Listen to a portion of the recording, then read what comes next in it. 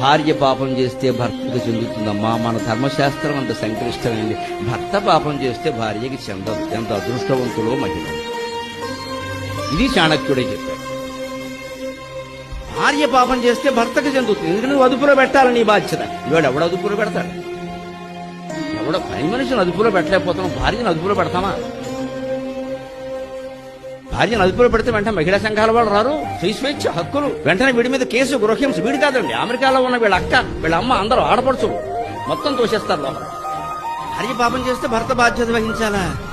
భర్త పాపం చేస్తే భార్యకి లేదండి. పైగా భర్త పుణ్యం చేస్తే సగం పడుతుందండి. ఇది ఎక్కడి న్యాయశాస్త్రం? అంతే. ఎందుకంటే ఈ బాధ్యత బాధ్యత బాధ్యత. నీ బాధ్యత నువ్వు చెయ్యి. మగాడు ఎందుకున్నావు ఇంట్లో? మరి ఆ బాధ్యత వాడు చెయ్యాలి అంటే, ఆ పాపం వాడు భరించాలి అంటే, ఆ బాధ్యత వాడు చేయాలంటే భార్య సహకరించాలా వద్దా? నువ్వు నాకు చెప్పడానికంటే చెప్పేది ఉంది.